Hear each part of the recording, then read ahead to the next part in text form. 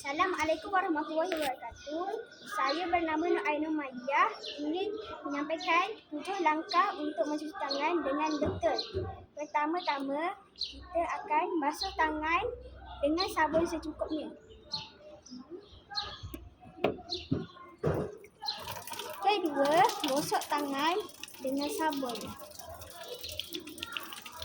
Ketiga, gosok di setiap jari dan celah-celah.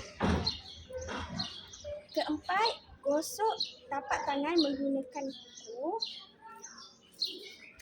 Kelima, menggosok di belakang tangan.